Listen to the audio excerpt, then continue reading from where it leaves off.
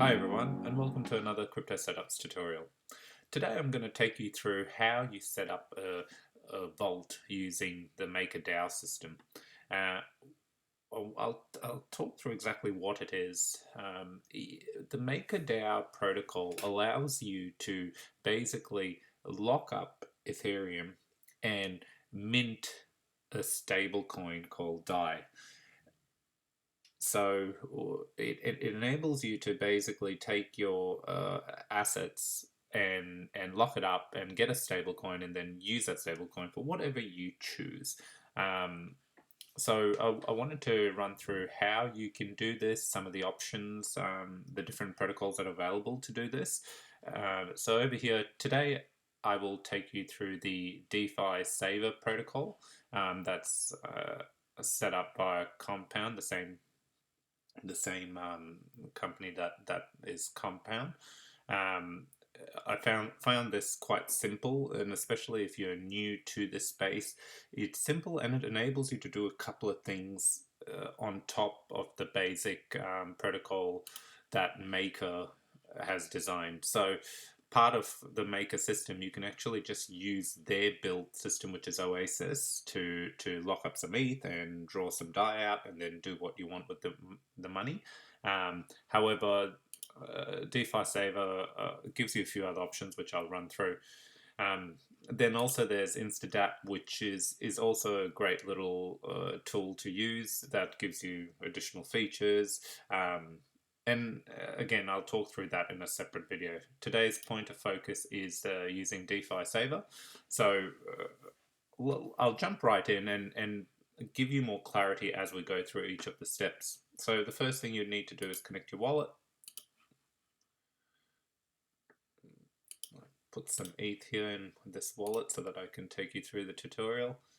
Okay, so once your wallet is connected, what I've done is I've clicked on the portfolio. So here you can see a dashboard view of my wallet, and it's strictly around Ethereum and any stable coins in there, as you can see over here.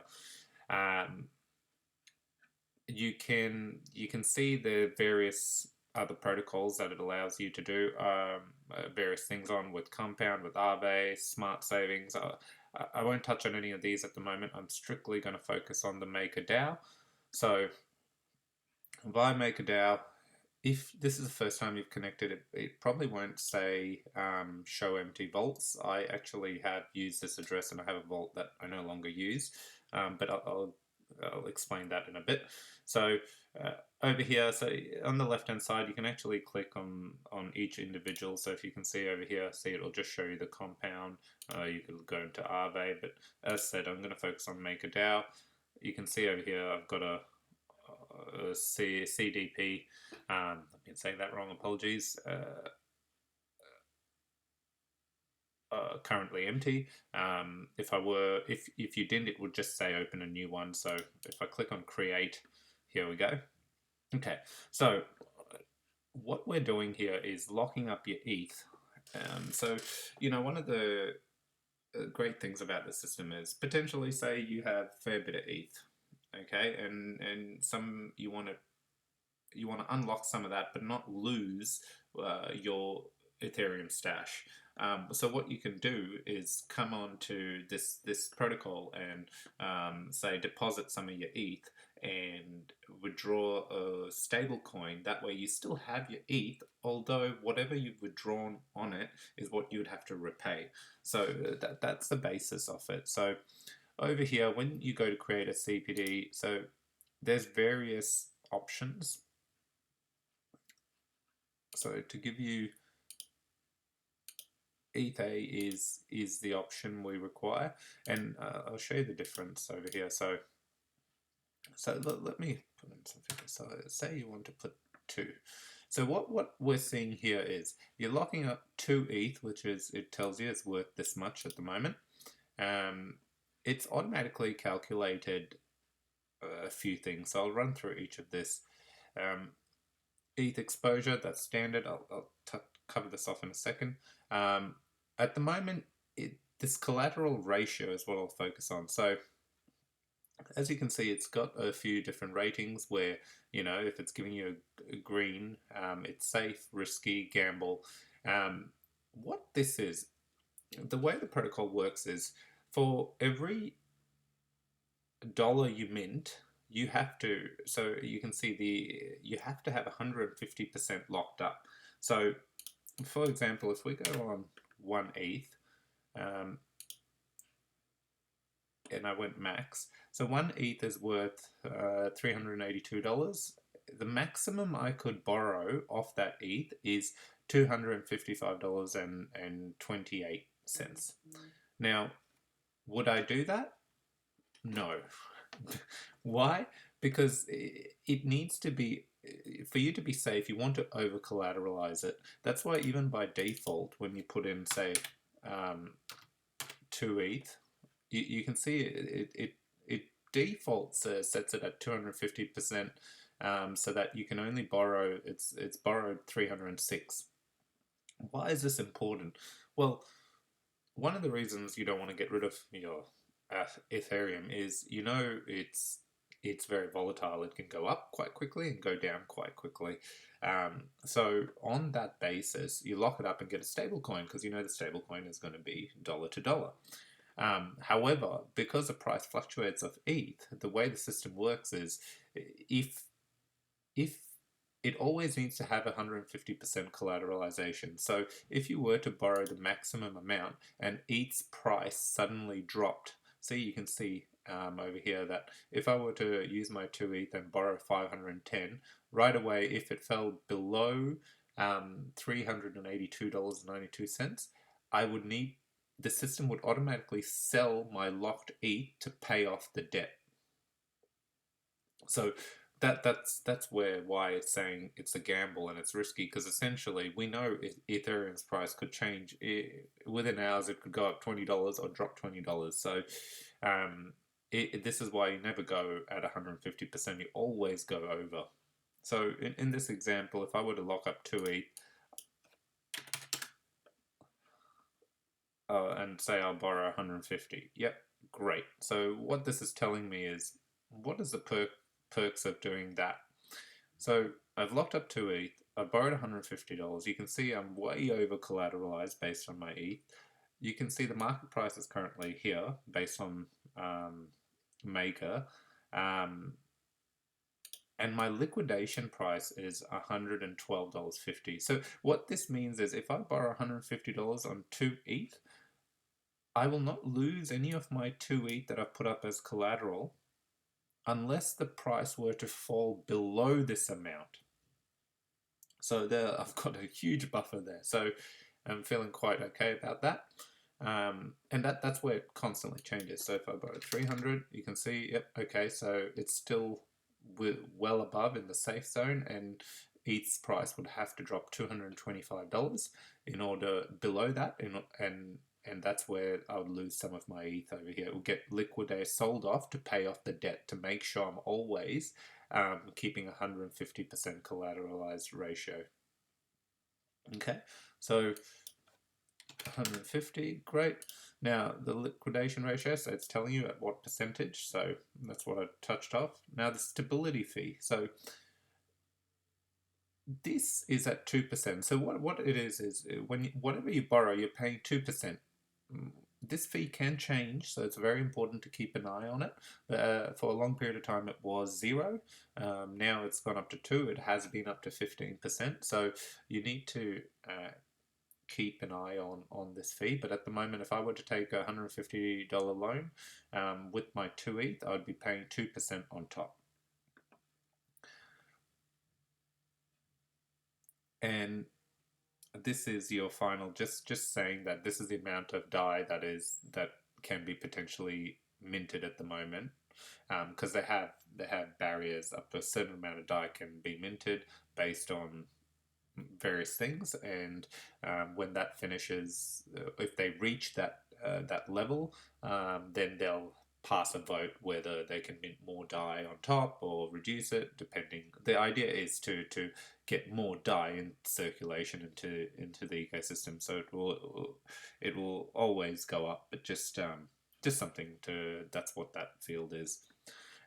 So checking here what we've done now, what I wanted to show, so see if I were to pick ETH B, you're probably wondering what ETH B was, and do too, you can see the difference here is that stability fee.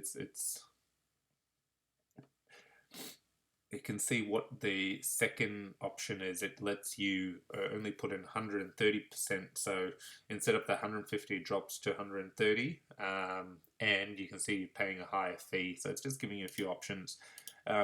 Look, each to their own. Every time I've used this, I have always been over collateralized, and I have a liquidation price of, $70, $80, $90, just in case there was a flash crash or anything and I wasn't around.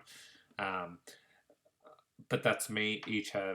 Everyone has their own circumstances, but I just want to make sure everyone understands what each of these fields represent. So back to 2, let's say stick to 150, which is 100. Yeah, that's a huge ratio. Now, one of the okay, I'll actually touch on that when I create it. So let's talk about what this is. So, why are you taking out DAI? Is it to pay bills? Is it to buy more crypto? Is it to buy more Ethereum? Sometimes that is the case. Many people are doing this just so that they can add a bit more Ethereum to their stash. What this protocol allows you to do is do that in the same transaction as you're creating the CDP. And it makes it very simple, and I'll show you. So what it does is if I click leveraged, what it's basically doing is taking the $150 in that transaction, buying more ETH with it, and locking up that ETH in the same CDP. So you can see that I started off with 2. If I were to take out $150 and leverage it, I would end up with 2.38 ETH, and you can still see that my liquidation price hasn't changed because at the end of the day, it's added more ETH into the vault. So to give you an idea, for example, if I then changed this, it won't always work that way. So if I did 300 here, you can see that I would get 0.77 ETH into it. I would have no money to play with because obviously that DAI has been used to buy the ETH right away. And I have a liquidation price of 162. So this is a handy way of taking some ETH and buying more ETH with it. However, again, the risk involved there is you have this and you would have a debt of 300 to pay off because it's in ETH. So when ETH goes up in value, so at the moment, for example, if it's $386, and in 2 months this is $700, you can then use a portion of that ETH that's gone up and just pay off the vault completely, and you'll end up with more ETH. That's the goal around this. That's what you're doing here. So just be mindful that there are fees involved when using the leverage service. So that's why I like this protocol. It's extremely simple. That's it. This is what you can do with it. Before you create it, you can leverage or just create and take the money and do as you please. So I'll put this at $150. I'm not going to leverage. I'm just going to create a new CDP.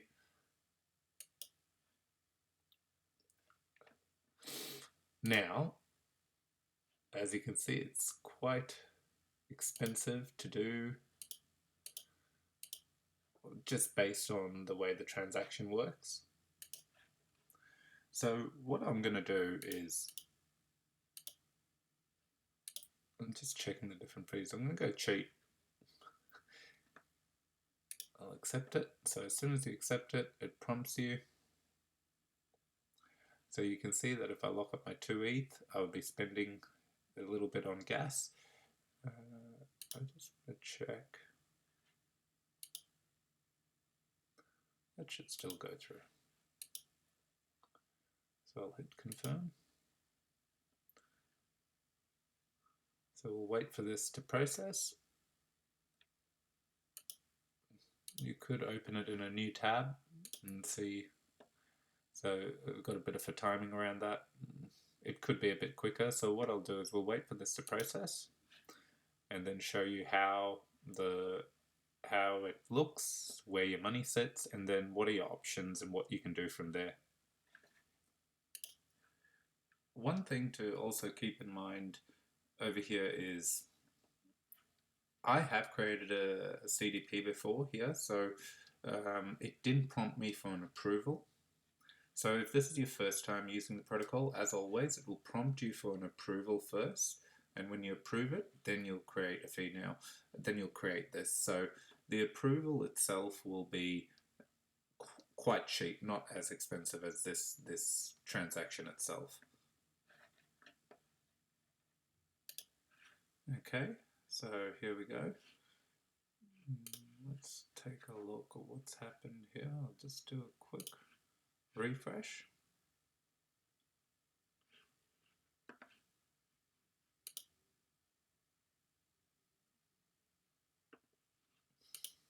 So while the screen didn't refresh, so what I've done is I've just done a refresh and then clicked on Make a DAO now, and you can see over here it's saying empty, but remember I said I had an existing empty one, so it's loaded that one up. So from the drop down list I'll pick, and here you go. You can see what's happened here is from that initial screen I have the new, I've taken out CDP, and I want to apologize, I keep saying CPD, jumbling those up, but it's collateral debt position, and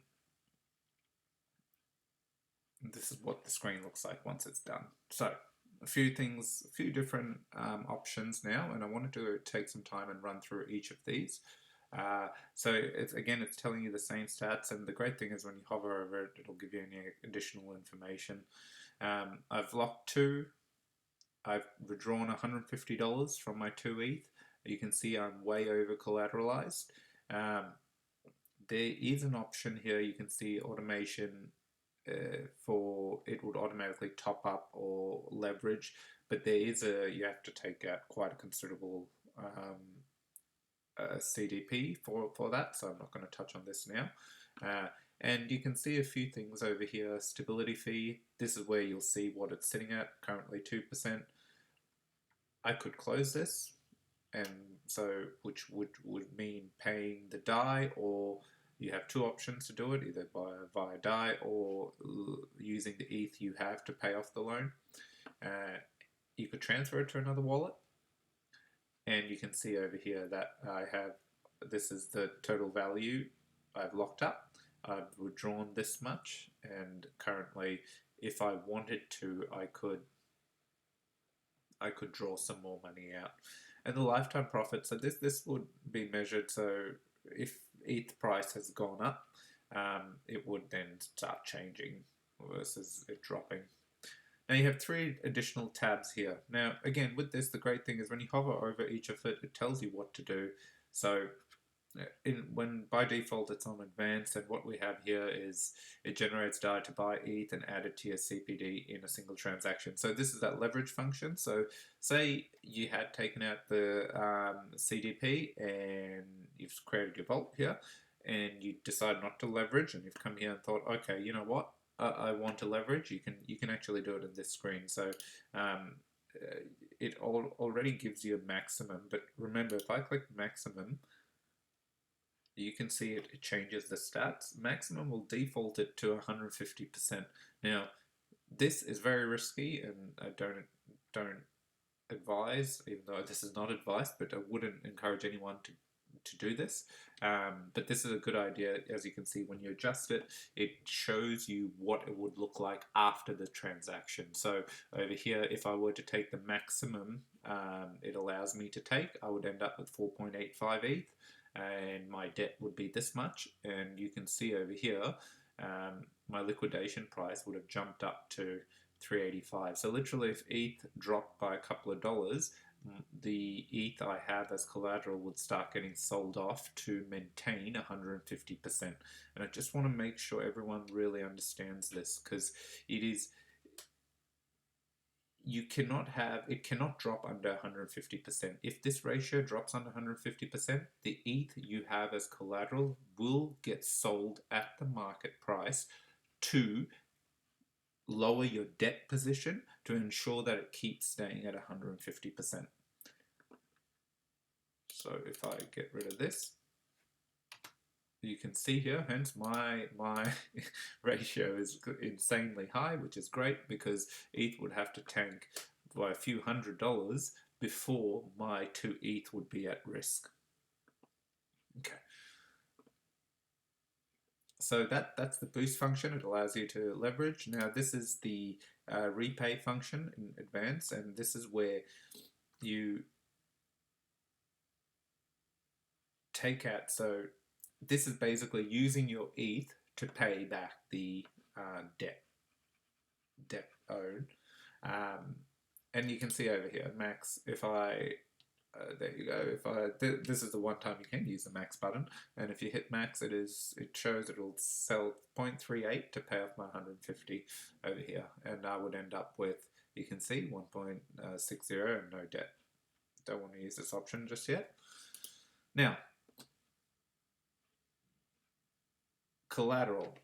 So here you can do two things. So once you don't need to keep opening new CDPs. You can actually come to your existing one and you could add more collateral to it. So over here, if I wanted to, I could add another 1 ETH, but I wouldn't because I only have 1 ETH this much in my wallet and I want to make sure.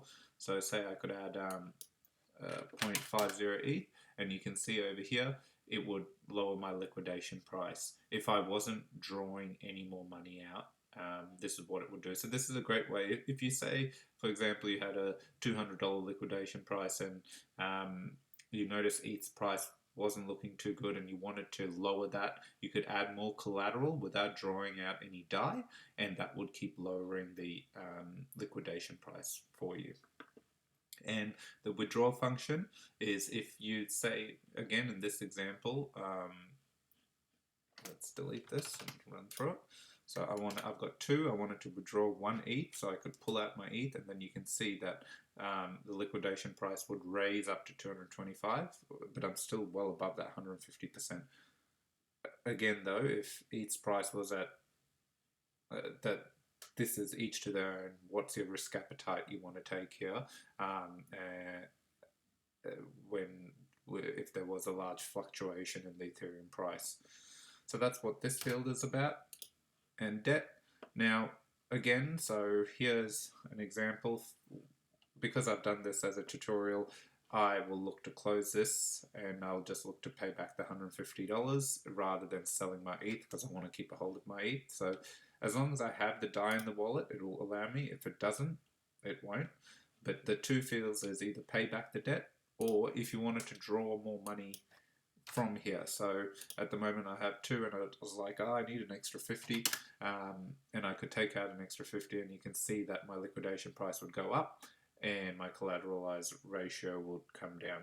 So it all goes hand in hand. The beauty of the system is you can put in and get some new figures based on what would happen before you generate. Okay, so these are the 3 fields. Again, if you hadn't leveraged and you wanted to, then you can come into advanced and actually leverage up, so 300. And the beauty of using this function is you end up with more ETH as long as the price of ETH starts climbing. You can then pay back the debt with the profits essentially made. It's a simpler way of basically leveraging ETH. The one thing I didn't show was, so if I go into my MetaMask wallet now, you can see that I have 155 DAI. Obviously there was a bit of DAI sitting there earlier when I started the tutorials, but you can see after I've created this, I have the money here. While it's here, I could take this 150 and go to Uniswap and buy some tokens or pay some bills. Or even go to Uniswap and buy more ETH. But again, if you were going to do that, you're better off using that leverage function that bunches it all in the same transaction and does it for you.